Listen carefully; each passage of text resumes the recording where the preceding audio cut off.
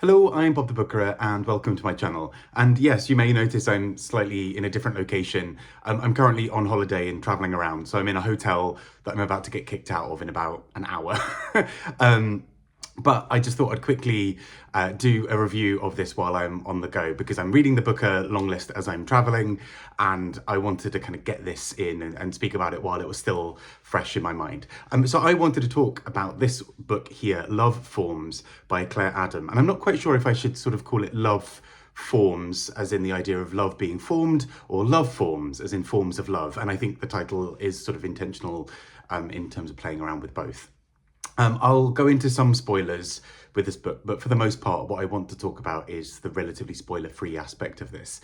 But I think this is a really interesting book. I think one that not as many people saw coming, and although there was some brief, what seemed like controversy about the fact that Sarah Jessica Parker has optioned the film rights for for her first book, for the first book by this author. It all seemed to have been fairly overblown, and actually Sarah Jessica Parker seemed to have followed most of the procedures and processes. Anyway, but let's get talking a bit about this book, and I hope it's one that you're enjoying. And apologies for this very weird lighting. No matter where I sit in the room, the lighting is a bit grim because it's the morning up north and it's slightly overcast. So there we go. Anyway, let's get started. So Love Forms is largely about a woman called Dawn who is moving through the world and trying to think back about past memories, and particularly past memories that involve a child she had when she was a teenager. And this book is really focused around that relationship and in many ways lack of relationship. So Dawn, we start the book with her traveling from Trinidad, where she lives, to Venezuela, and she mentions in the book that there is a lot of movement between Trinidad and Venezuela. They're not too far from each other, but also there's a way that whenever something happens in one of those places, the other country sort of sees a response almost. So Venezuela has economic problems. Fair few more Venezuelans come down towards Trinidad. There are economic problems in Trinidad. People might move more over to Venezuela.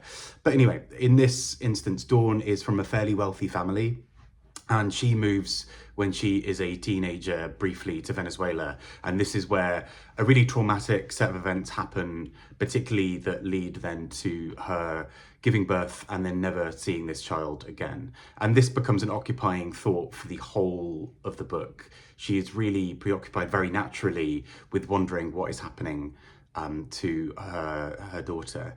And this book does some really beautiful things with this. I think the language that's used around it is stunning at times.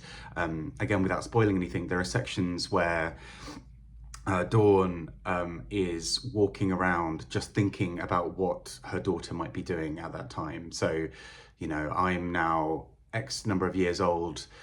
When I was 13, I would have been doing this. I wonder if she's doing this. Or I'm making a recipe tonight and thinking about this thing. I wonder if she's thinking about something too.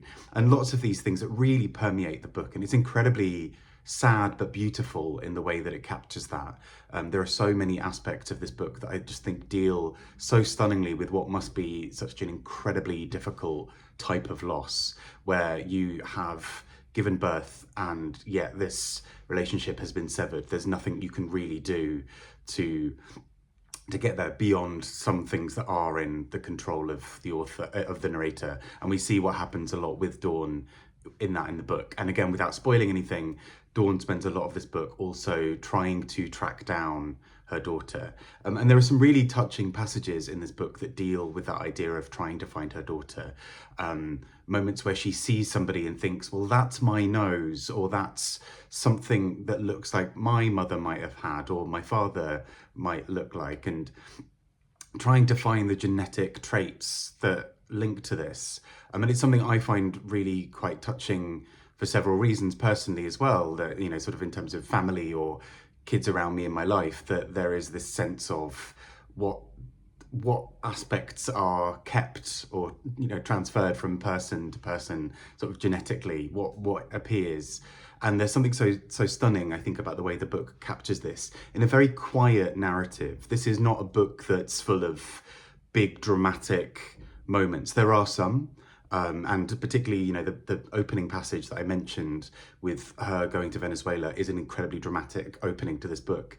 But so much of this book is in the spaces in between those things, I think, where it's the way that somebody looks at somebody, it's the feeling a loss of something and you're not quite sure what that is, the feeling a sense of something else about to go wrong. All of these other things just permeate this book in this really touching and profound way that's really beautiful, but also incredibly sad at times. But there are little moments of joy in this book as well. But they almost all are tempered with that same thing. As I mentioned, part of this book is Dawn also exploring or trying to find her daughter. She's now in her later life. She has her own children outside of this. She has a whole other life. And yet there's still this sense of something she can't quite grasp. And it comes out in various arguments she has with people where she says, you don't understand what it's like. This is a loss that I feel in a very particular way, but that nobody else could really feel for me or could feel if they haven't been through this. And so it's incredibly beautiful, but she keeps persevering to try and find somebody who might be her daughter, ruling them out by things like, well, actually the birthday's around the wrong date, or this person doesn't quite look like me, or we've done a DNA test and that's not quite worked out. And so this is a book really about a search for something that in many ways might never be doable. Again, it's not a spoiler, but at one point she is reflecting on a news piece about somebody trying to find and track down a child who they no longer have a relationship with. And it's a news story where that person tried to then murder their biological parent. And she looks at this and thinks, well, actually, I'm trying to create a relationship and have something here. This child, or my child might not want this. And so it's a book that really deals, I think, with those complicated moral issues around all of this.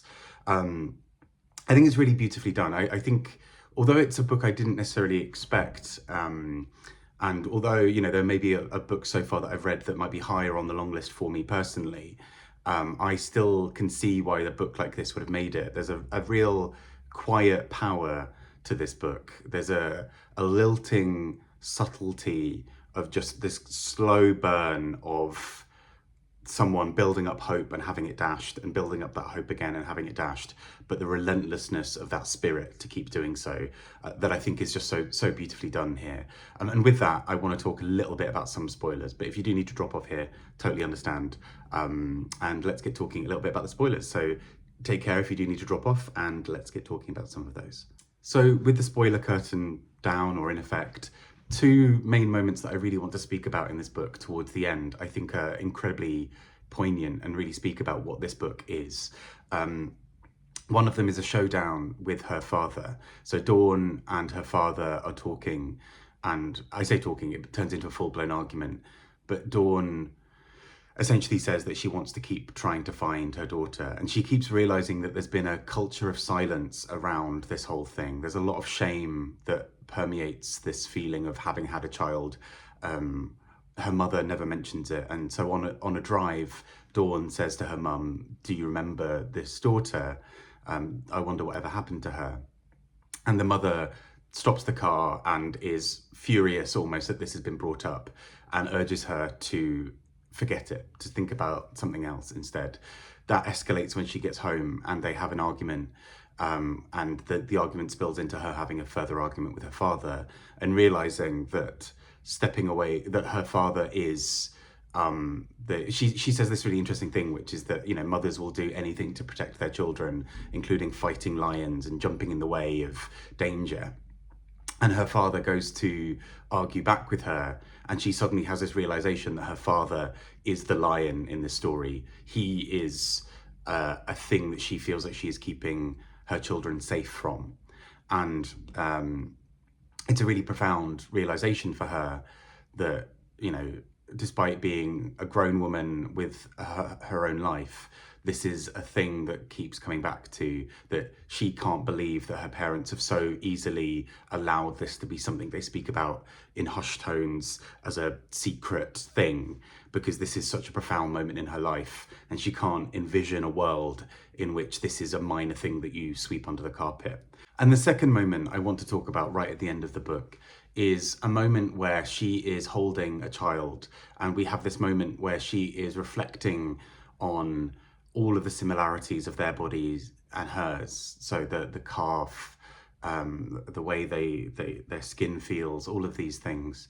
And there's a sense of that togetherness. She's holding this child thinking, this is peace. This is what I've always needed. This is the truest form of myself, almost, that if I'm holding this child, the world is okay. And it's an incredibly poignant but bittersweet moment, because we know that that is laced with something much sadder, that yes, there's a beauty in being able to hold this child and feel like the world is okay. You know, I'll keep you safe. You're part of me. You're all of these things going through her head. But ultimately, we know that that has not been the case in some part of her life. We know that her having had this distance from this child, from the child she had at 16, is a huge moment in her life, and the one that she, in her 50s, is still thinking about. And I think there's something so profound about this, particularly because I saw an interview where the author talks about how this is also related to her life. The author herself had some similarities in her life happen, and it was only really through writing this out in fiction that she could process parts of this. So it's not directly autofiction, but it's a book that, by creating this character of Dawn, allows the author to also process some of these things. And that just adds this extra level of sweetness, but also tragedy to it, that I think is so stunning. So yeah, an incredibly quiet and lilting and soft book, but with so much going on under the surface of some of the biggest, darkest, saddest moments in a character's life, all played out on the page. So I think it's really quite special. I listened to it as an audiobook, and there's also something about hearing a Trinidadian accent on this that also helps you kind of get a feel for the characters' words and language in this really other way as well.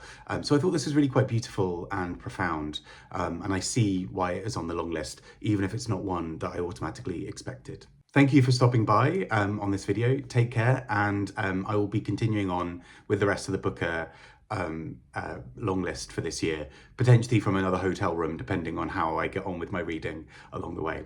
Take care and speak to you all soon. Bye-bye.